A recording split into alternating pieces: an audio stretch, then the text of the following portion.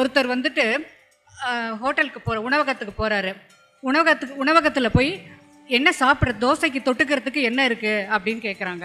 அதுக்கு அவங்க சொல்கிறாங்க, கெட்டி சட்னியும் துவையலும் இருக்குது அப்படிங்கிறாங்க.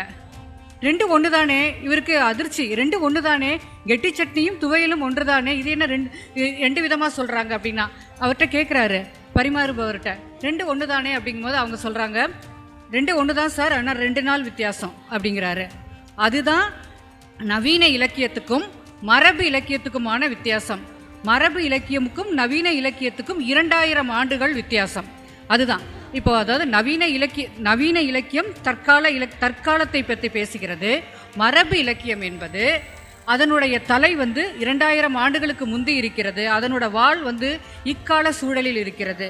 நவீன இலக்கியத்தின் தலை இங்கே இருக்கிறது. அதனுடைய வாள் 2000 ஆண்டுகளுக்கு பின்னாடிய சூழலில் இருக்கிறது.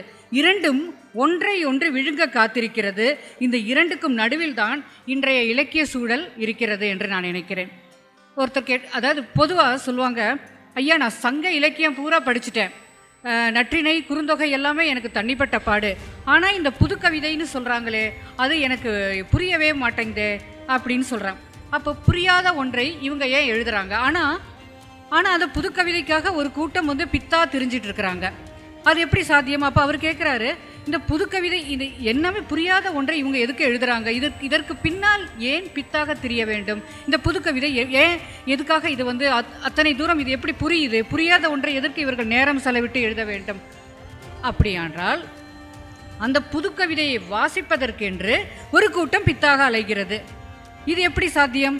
ஒரு புரியாத ஒன்றை எதற்கு எழுத வேண்டும், எதற்கு வாசிக்க வேண்டும், என்ன புரிகிறது? அப்போ படித்தவர்கள் ஒன்றும் தமிழ் இலக்கியம் படித்தவர்கள் அல்ல, இலக்கணம் தெரிந்தவர்கள் அல்ல, தமிழ் படிக்க தெரிந்தாலே போதுமானது. அப்போ எப்படி அவங்களுக்கு புரியுது? புது கவிதை எப்படி புரியுது? அப்போ அது தமிழ் மொழியில் தானே எழுதப்பட்டிருக்கிறது, எப்படி புரிகிறது? இதை எப்படி வாசிக்க முடிகிறது? அப்படியானால் ஒரு ஒளி குறிப்பு என்பது மொழியில் ஒளி குறிப்பு என்பது, மொழி எப்படி உருவாகிறது? ஒளி குறிப்பு. அந்த ஒளி குறிப்பு ஒரு நிகழ்வையோ ஒரு உணர்வையோ ஒரு பொருளையோ அது குறித்து அதை சுட்டி காட்டுவது தான் ஒரு மொழி. அதை தான் மொழியின் ஒழுங்கு என்று மொழியியலாளர்கள் சொல்கிறாங்க. இதை நம்ம எப்படி சிம்பாலிக் ஆர்டர் அப்படின்னு சொல்லலாம். இதுதான் இங்கிலீஷில் சிம்பாலிக் ஆர்டர்னு சொல்லுவாங்க. அதாவது இப்போ நம்ம படி அப்படின்னு சொன்ன உடனே நமக்கு ஒரு பொருள் ஞாபகம் வருது. இறங்குதல், இதை உதாரணமாக சொல்கிறேன். படி என்றவுடன் ஒரு பொருள் ஞாபகம் வருது. இறங்குதல் அப்படின்னு சொன்னோம்னா ஒரு செயல். படி என்பது ஒரு பொருள், இறங்குதல் என்பது ஒரு செயல். இரண்டையும் கனெக்ட் பண்ணிக்கலாம். படி இறங்குதல். படி இறங்குதல்னா என்னது? அது ஒரு நிகழ்வு. அப்போ படி இறங்குதல் அப்படிங்கிற ஒரு நிகழ்வு இலக்கியத்தில் எப்படி சொல்லப்படும்? படி இறங்குதல் அப்படின்னு சொன்னா ஒரு வீழ்ச்சி அல்லது ஒரு தரம் தாழ்தல், இதை பற்றி சொல்வது தான் படி இறங்குதல் அப்படிங்கிற மாதிரி இலக்கியத்தில் சொல்கிறோம். இது எப்படி நமக்கு அது புரிய வருது? அப்போது ஒரு மொழி அந்த மொழிக்குள் அமைந்துள்ள ஒரு குறியீட்டு மொழி, அந்த ஒரு மொழிக்குள் அமைந்துள்ள ஒரு குறியீட்டு மொழியில்தான் குறியீட்டு மொழிக்குள் இயங்கும் அந்த மொழிக்குள் அமைந்த குறியீட்டு மொழிக்குள் இயங்கும் இலக்கியம் தான் நவீன இலக்கியம். அந்த இலக்கியம் அதை என்ன சொல்கிறாங்கன்னா செகண்டரி சிம்பாலிக் ஆர்டர் அப்படின்னு சொல்கிறோம். அந்த மொழி எப்படி வசப்படும்? அதாவது இப்படி தான் ஒவ்வொரு மொழியிலும் இலக்கியம் வளர்ச்சி பெற்று வருகிறது. நம்மளே அறியாமலே இதை யார் தான் உருவாக்குறாங்க, இது எப்படி உருவாக்கப்படுகிறது, இது எப்படி புரிந்து கொள்ளப்படுகிறது? அதாவது ஒரு மொழிக்குள் இயங்குகின்ற அந்த குறியீட்டு மொழி செகண்ட் சிம்பாலிக் லாங்குவேஜ் அப்படிங்கிறது என்ன சொல்கிறாங்கன்னா அது மிட்டா லாங்குவேஜ், அதுதான் மீ மொழி அப்படின்னு சொல்கிறாங்க. நவீன மொழியியலாளர்கள் அதை மீ மொழின்னு சொல்கிறாங்க. இதை எப்படி புரிஞ்சுக்கிறது? அதாவது இதை யார் உருவாக்குறா? இலக்கியத்துக்கும் அந்த இலக்கிய வாசகர்களும் இலக்கிய ஆர்வலர்களும் சேர்ந்து இந்த மொழியை உருவாக்குறாங்க. இப்போ படி இறங்குதல் அப்படிங்கிறது ஒரு தமிழ் மொழியில் வேறு ஒரு பொருளாகவும், அதுவே இலக்கியத்தில் வேறு ஒரு பொருளையும் உணர்த்துவது. இதுதான் மொழிக்குள் இயங்கிக் கொண்டிருக்கும் நுண்ணிய மொழி. இந்த மொழி தான் செகண்டரி சிம்பாலிக் ஆர்டர். இந்த மொழியின் வழியே தான் நாம் புது கவிதைகளை விளங்கி கொள்ள முடியும். நான் ஒரு கவிதை சொல்கிறேன் பாருங்க.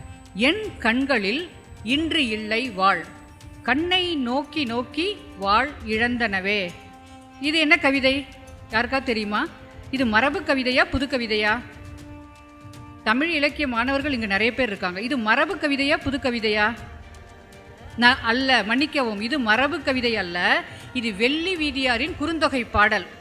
வெள்ளி வீதியாரின் குறுந்தொகை பாடல். அப்போது இந்த இதில் வந்து வாள் அப்படிங்கிறத வந்து எதை குறிக்குது? ஒளி, லைட், ஒளி அல்லது கூர்மை அப்படிங்கிறத குறிக்குது. இந்த வாழ்னே சொல்லி கூர்மையும் சொல்லிட்டு போகலாமே, ஒளி அப்படின்னு சொல்லிட்டு போகலாமே, ஏன் இதற்கு வந்து வாழ் அப்படின்னு சொல்லி ஒரு சிம்பாலிக்கான ஒரு மொழியை வந்து இதில் உட்புகுத்தணும் அப்படின்னா, ஏன் அதை உட்புகுத்தணும்னா, இலக்கியம் என்பது நேரடியாக சொல்வதல்ல, அது வந்து ஒரு அனுபவமாக, ஒரு செயலை அனுபவமாக மாற்ற முயல்கிறது. அதன் வழியே தான் இலக்கியத்தை வந்து நம்ம புரிந்து கொள்ள முடியும். ஸோ இப்போ ஒரு செயல் வந்து அது இலக்கியம் வந்து நேரடியாக எதையும் சொல்வதில்லை, அது ஒரு அனுபவம் மாற்றி அந்த அனுபவத்தை நம் மனதிற்குள் கோர்த்து அதன் வழியே அது கிடைக்கிற ஒரு இன்பம் தான் இலக்கியம். ஸோ அதனால தான் இலக்கியம் வந்து ஒரு குறியீட்டு மொழியில் இயங்குகிறது.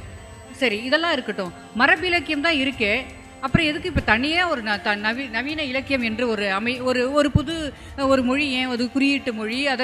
அதற்கு பிறப்பா அதன் வழி அதில் கவிதைகள், கட்டுரைகள் ஏன் இதில் வந்து எழுத வேண்டும்? எதற்காக அதற்குள் ஒரு படைப்பு இருக்க வேண்டும்?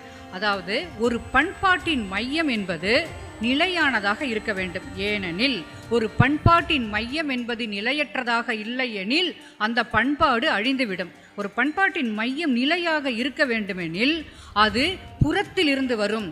அதாவது புதியன புகுதலை தன்னுள் தகவமைத்துக் கொள்ளும் அந்த ஆற்றல் இருந்தால் ஒழிய அந்த பண்பாடு வளர முடியாது. அந்த பட்சத்தில் ஒரு நிலை மொழி இருக்க, ஒரு வருமொழி வரும்பொழுதுதான் ஒரு பண்பாடு, ஒரு இலக்கியம், ஒரு மொழி, ஒரு மொழி வந்து வளர முடியும். அதன் வழியே தான் ஒரு பண்பாடு நிலைக்க முடியும். இப்போ தமிழ் இலக்கிய வரலாற்றை எடுத்து பார்த்தோம்னா 17, 18ஆம் நூற்றாண்டுகளில் எல்லாமே நிலை சக்தி, அதாவது மைய சக்தி, பண்பாடை நிலைநிறுத்த வேண்டிய தேவை இருந்தது. 17, 18ஆம் நூற்றாண்டுகளில் பண்பாட்டை நிலைநிறுத்த வேண்டிய தேவை தமிழ் மொழியை பற்றி நான் இப்போ பேசுகிறேன். முதலில் பேசுவது பொதுமொழி, உலகளாவிய ஒரு அமைப்பை சொன்னேன். இப்போ தமிழ் மொழியில் பார்த்தீங்கன்னா 17, 18ஆம் நூற்றாண்டுகளில் நமக்கு வந்து நம்மளுடைய நிலை மொழியை, நம் பண்பாட்டை, ஏனென்றால் நம்ம சூழல் வந்து வெவ்வேறு மத போக்குகளால் நாம் ஆக்கிரமிக்கப்பட்டு இருந்தோம். ஸோ இந்த சூழலில் நம்ம பண்பாட்டை நிலைநிறுத்துவதற்காக தமிழ் மொழியில் சிற்றிலக்கியங்களும் புராணங்களும் நிறைய வரத் தொடங்கியது. அப்போ இலக்கியம் ஒரு பக்கம் தேங்கி நிற்க சிற்றிலக்கியங்களும் புராணங்களும் வளரத் தொடங்கியது. அந்த சிற்றிலக்கியங்களும் புராணங்களும் எதை பற்றியது? சிறு மன்னர்களையும் என்னம்மா என்னமோ சொல்ல வந்தீங்களே?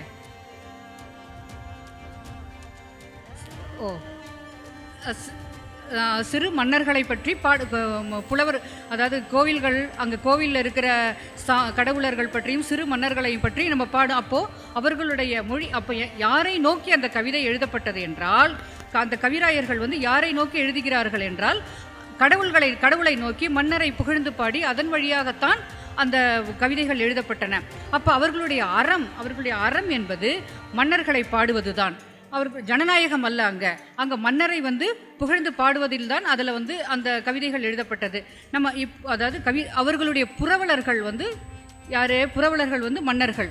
ஆனால் இதில் வந்து புரவலர்கள் யாருன்னா, நவீன இலக்கியத்தில் புரவலர்கள் யாருன்னா மக்கள், அதை ரசிப்பவர்கள் யாருன்னா மக்களை நோக்கி, ஜனநாயகத்தை நோக்கி எழுதப்படுவது நவீன இலக்கியம். ஆனால் மரபு இலக்கியம் என்பது மன்னர்களை நோக்கி எழுதப்படுவது. அப்போது இவர் புத்தம் புதிய கலைகளை வந்து இங்கே கொண்டு சேர்க்க வேண்டும் என்ற ஆவலில் இருந்த பாரதியார் வந்து அவர் கூட எட்டயபுரத்தில் ஒரு சிறு மன்னனிடம் கவிராயராக இருந்தவர் தான். ஆனால் அவர் வந்து அங்கிருந்து அந்த பதவியை உதறிவிட்டு வெளியே வராரு, இதழியல் துறைக்காக சென்னைக்கு வராரு. இதுதான் நம்முடைய தமிழ் கவிதைகள் மரபு இலக்கியத்திலிருந்து நவீன இலக்கியத்தை நோக்கி நகர்ந்த ஒரு அழகிய முன்னகர்வு என்று சொல்வேன்.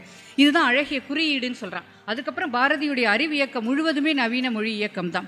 அதில் ஒரு பாரதியார் எழுதியிருப்பார், சின்ன சங்கரன் கதை அப்படின்னு சொல்லிட்டு. அந்த நாவல் வந்து ஒரு நகைச்சுவை நாவல் பாரதியாருடையது.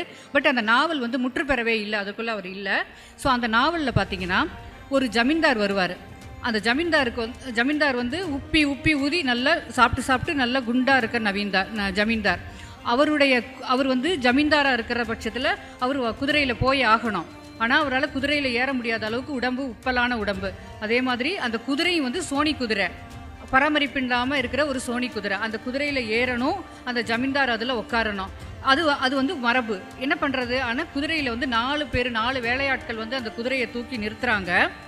அந்த குதிரை நிற்கிது. அதன் மேலே ஜமீன்தார் உட்கார வைக்கிறாங்க. உட்கார வச்சு அவருடைய 2 கால்களையும் பிடிச்சிக்கிறாங்க. குதிரை பாட்டுக்கு ஒரு பக்கம் மூவ் ஆகுது. ஒரு குதிரை மூவ் ஆகுது, ஜமீன்தார் மூவ் ஆகிட்டு இருக்கார். ஸோ இது எப்படி, இதை வந்து பாரதியார் சொன்ன கதை, எழுதுகிற கதை. அவர் என்ன சொல்ல வர்றாருன்னா, அரசு இயந்திரத்தின் போக்கு, உப்பிப்போன அரசு இயந்திரத்தின் மெத்தன போக்கு, இதைத்தான் அவர் சொல்ல வர்றாரு. ஸோ இது நவீன இலக்கியத்தின் வாயிலாகத்தான் வந்து அவர் சொல்ல முடியும். அதைத்தான் அவர் சொல்கிறாரு. இப்போ பார்த்தீங்கன்னா முந்தைய காலகட்ட கவிராயர்களுக்கு இந்த மாதிரியான ஒரு அறம் தேவையில்லை. ஏனென்றால் அவங்க மன்னர்களை நோக்கி பாடணும், மக்கள் பற்றி அவர்களுக்கு எந்த பொறுப்பு, அரசியல் எதற்குள்ளேயும் அவங்க வர வேண்டிய தேவையில்லை. கண்ணே பொண்ணே நீ அப்படியா இப்படின்னு சொல்லி அவரை நம்ம பாடினா போதுமானது. ஸோ அவங்களுக்கு எதன் மேலேயும் ஒரு பொறுப்பில்லை, ஒரு ரெஸ்பான்சிபிலிட்டி இல்லாத ஒரு மரபான அறத்துக்குள்ளே அவங்க இருக்கிறாங்க. ஆனால் நம் பாரதி அதை உடைக்கிறான். நம் பாரதி தான் அதை முதலில் உடைக்கிறான். ஷெல்லி போல, அவன் பாரதி வந்து நம் நாட்டு ஷெல்லி. அவர் அதாவது ஒரு சமுதாய ஒரு மனித நேயத்திற்காகவும் ஒரு சமுதாயம் வந்து ஒரு சீரான ஒரு அமைப்புக்குள் இயங்குவதற்காகவும் அவன் சமுதாய சமத்துவத்திற்காகவும் முதலில் பாரதி தான் இதை வந்து உடைச்சி வரான். அதாவது அந்த பாரதி வந்து அவனுக்கு தான் இந்த பிரங்கை, என்ன பிரங்கை வருது அப்படின்னா, இதை எப்படி உடைக்கப்படுகிறது, இது ஒரு பிரங்கையின் மூலமாக எப்படி இந்த பிரங்கை வருகிறது, இந்த பாரதிக்கு வந்து ஏன் வருது. அதாவது பாரதி என்ன நினைக்கிறான்னா, உலகத்தில் எத்தனை கலைகள் இருந்தாலும் அத்தனை கலைகளையும் கொண்டு வந்து நான் தமிழில் சேர்ப்பேன், நம் தமிழில் என்னென்ன கலைகள் இருக்கிறதோ அதை கொண்டு வந்து வெளியில் கொண்டு வந்து கொண்டு அனுப்புவேன் அப்படிங்கிறாப்புல. அது எப்படி, அந்த பிரங்கை எப்படி வருது அப்படின்னா, அவன் வந்து உலக இலக்கியம் எந்த இடத்துல நிற்கிது, அந்த இலக்கியத்தில் நாம் எழுதுவது எந்த இடத்தில் போகிறது, நம்மளுடைய படைப்பு எங்கே நிற்கிறது என்று யோசிக்க ஆரம்பித்ததன் விளைவுதான் உலக இலக்கியத்தை தமிழிலும் தமிழ் இலக்கியத்தை உலகளாவிய போக்கிற்கு அனுப்புவதிலும் அவன் முக்கியமான ஒரு பங்கை எடுத்தான். அவன்தான் முதலில் அதை செய்தது. இப்போ அதே போலவே புதுமை பித்தனும் அப்படித்தான். புதுமை பித்தன் தான் முதலில் அதாவது கவிதையில், அதனால தான் கவிதையில் வந்து சிந்துக்கு போன்ற ஒரு கவிதைகள் எல்லாம் எல்லாரும், அதாவது கவிராயர்களுக்கு மட்டுமே, கவிஞர்களுக்கு மட்டுமே புரிந்த மரபு கவிதைகளை அவர் விடுத்து சிந்து போன்ற வடிவங்களை அவர் கையெடுக்கிறாரு. அதே மாதிரி தான் புதுமை பித்தன் என்ன பண்ணுறாருன்னா, அவருடைய இப்போ இன்று எழுதப்படுகின்ற அத்தனை விஷயங்களை அவர் முன்னாடியே டெஸ்ட் பண்ணி பார்த்துட்டாரு. யதார்த்த பாணி கவிதை, நேர்கோடு இல்லாத கதைகள், அதுக்கப்புறம் மறு இலக்கியம், அதாவது புனைவு ஆட்களை, கதாபாத்திரங்களை மறு உருவாக்கம் செய்தல், இந்த மாதிரி பல விஷயங்களை வந்து அவர் முன்னாடியே முயன்று பார்த்துட்டார். அதாவது ஒரு விஷயம் என்னன்னா, நம்மளுடைய இந்த நவீன இலக்கியத்திற்கு புத்துயிர் கொடுத்த நவீன இலக்கியத்தினுடைய மூதாதையர் அல்லது நவீன இலக்கியத்தை உருவாக்கியவர்கள் என்று சொன்னாலே இவங்க 2 பேரையும் தான் சொல்லலாம், பாரதியாரையும் புதுமை பித்தனையும் தான் சொல்லலாம். ஸோ அதற்கு பிற்பாடு தான் இது வந்து இதுதான். அதாவது ஒரு விஷயம் என்னன்னா, நவீன இலக்கியம் என்பது என்ன அப்படின்னு சொன்னா, அது ஜனநாயக போக்கை கடைபிடிக்கும், உலகளாவிய பார்வையை கொண்டிருக்கும். இந்த 2 அடிப்படை கூறுகளையும் கொண்டது தான் நவீன இலக்கியம். ஆக நவீன இலக்கியம் என்பது புதியன புகுதல் தான். அதனுடைய மரபே புதியன புகுதலை அனுமதிப்பது தான் நவீன இலக்கியம். ஸோ அந்த புதியன புகுதலில் அது ஒரு மாற்றத்தை, அதாவது ஒரு இலக்கியத்தில் அந்த புதியன வந்து ஏற்கனவே மரபாக இருக்கின்ற நிலை மொழியின் மேல் ஒரு புதிய இலக்கியம் வந்து புகும் பொழுது அதற்கான மாற்றத்தை அது இயல்பாகவே மொழியில் ஏற்படும் பொழுது அந்த இலக்கியம் நவீன இலக்கியமாக மாறுகிறது. இன்று எழுதப்படும் இலக்கியங்கள் எல்லாம் நவீன இலக்கியம்தான். சரி, நான் அந்த மொழிக்கு வரேன். நான் முன்னாடியே விட்டுட்டு போன அந்த மொழிக்கு வரேன். மொழி, மிட்டால் லாங்குவேஜ், அது எப்படி ஒரு மொழிக்குள் இன்னொரு மொழி அமைந்து வருவது, அந்த அமைந்து வர மொழி தான் குறியீட்டு மொழி. அந்த குறியீட்டு மொழியில் தான் கவிதைகள் இயங்குகின்றன. அந்த இயங்குதளத்தை நாம் எப்படி படிப்பது, இது எப்படி எனக்கு புரியும் அப்படின்னு நம்ம கேட்கலாம். இந்த லாங்குவேஜ் எப்படி புரிஞ்சுக்கிறது, மொழினா நான் தமிழை நான் படிச்சுட்டே போயிடுவேன், பட் அதுக்குள்ளே ஒரு மொழி இருக்கே, எப்படி புரிஞ்சுக்கிறதுனா நாம் வந்து அதை படிக்க அந்த மொழி வந்து நமக்கே வசப்படும். வேற ஒன்றுமே செய்ய வேணாம். கவிதைகளை வந்து வாசிக்க புது கவிதைகளை வாசிக்கும் பொழுது அந்த மொழி நமக்கு வசப்படும். இப்போ நான் ஒரு கதை சொல்கிறேன் பாருங்க, ஒரு கவிதை சொல்கிறேன் பாருங்க. பறவையில் சிறகாக இருப்பது மனிதனில் கை. பறவையில் சிறகாக இருப்பது மனிதனில் கை. இது வந்து இயற்கையை உற்று பார்த்த ஒரு ரசிகன் வந்து எழுதினது, கல்பற்றா நாராயணன் எழுதிய ஒரு கவிதை. அப்போது பறவையில் சிறகாக இருப்பது, பறவைக்கு இது ஒரு புது கவிதை. பறவைக்கு சிறகு வந்து இல்லையெனில் அது பறவையே இல்லை. மனிதனுக்கு கை இல்லையேல் மனிதன் இல்லை. அப்போ கை என்பது ஃபிசிக்கலான அந்த கையை குறிப்பதல்ல, விடுதலை, சுதந்திரம். அப்போ மனிதன் கை கட்டப்பட்ட நிலையில்னா கைகளை கட்டி இருப்பது ஃபிசிக்கலான கட்டு அடையாது. சுதந்திரமற்ற மனிதன் மனிதனே அல்ல. இப்போ அந்த கவிதையை நமக்கு பிடிபட்டுருது. பறவையில் சிறகாக இருப்பது மனிதனில் கை அப்படிங்கும்போது இந்த கவிதை நமக்கு பிடிப்படுது பாருங்க. அப்போ சுதந்திரமற்ற மனிதன் மனிதனே அல்ல. ஸோ மனிதனுக்கு சுதந்திரம் தேவை. ஸோ நம்ம இதுலேருந்து நம்ம அரைவ் பண்ணி கொண்டுட்டு வரலாம். இப்படி தான் கவிதைக்குள் மொழி இயங்குகிறது. இதை படிக்க படிக்க நம்மளால வாசிக்கும் பொழுது, கவிதைகள் வாசித்துக்கிட்டே வரும் பொழுது நமக்கே இந்த பிடி கிடைத்து விடும். இன்னொரு கவிதை பார்த்தீங்கன்னா, என் கிண்ணத்தின் தேநீர் இந்த காளையின் தழல், என் கிண்ணத்தின் தேநீர் இந்த காளையின் தழல், எரிகிறது இந்த மேஜை, இந்த நாடு, என் வீடு, இந்நகரம், அதாவது என் கிண்ணத்தின் தேநீர் இந்த காளையின் தழல். கிண்ணத்தில் இருக்க தேநீர், இது ஒரு ஜப்பானிய கவிதை. கிண்ணத்தில் இருக்க தேநீர் சிவப்பாக இருக்கு, இந்த காளையின் தழல். ஸோ இது ஒரு தாபத்தை சொல்கிறது. எரிகிறது இந்த மேஜை எரியுது, என் வீடு, இந்நகரம், என்னது இது ஒரு தாபம். இந்த உணர்வை சொல்கிறது இந்த கவிதை. ஆனால் இந்த தாபம்ங்கிற வார்த்தை இங்கே வந்திருக்கா?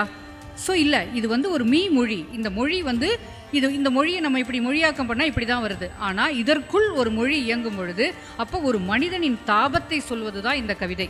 ஸோ இந்த மாதிரியான கவிதைகள் படிக்க படிக்க நம்மளால் புரிந்து கொள்ள முடியும். அப்போ ஒரு சமுதாயம், அதாவது ஏன் இந்த படைப்புங்கிறோம், இங்கே எங்கே சமுதாயம் வருது?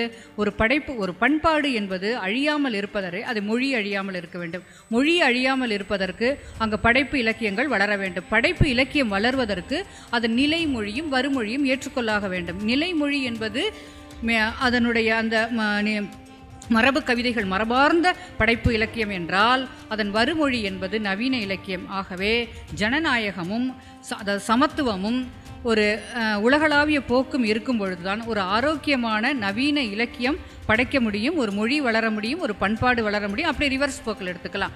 ஒரு மொழி வளரும், ஒரு பண்பாடு வளரும், அந்த இனக்குழு வளரும், தமிழ் வளரும். இதுவே நவீன இலக்கியம். இந்த அரங்கில் இருக்கிற இந்த அரை மணி நேரத்தில் என்னால் நவீன இலக்கியம்னா என்ன, ஏன்னா நவீன இலக்கியம்ங்கிறது ரெண்டு, அதாவது நவீன இலக்கியம்ங்கிறது நவீனம் அப்படிங்கிறது புதுமை அப்படிங்கிற அர்த்தத்தில் தான் இதை நம்ம பார்க்கணும். நவீனத்துவம் அப்படிங்கிறது இதுக்கும் அதுக்கும் சம்மந்தமே கிடையாது. அது வேறு, இது வேறு. நவீன இலக்கியம் வேறு, நவீனத்துவம் அது மாடர்னிசம் அப்படின்னு சொல்லுவாங்க.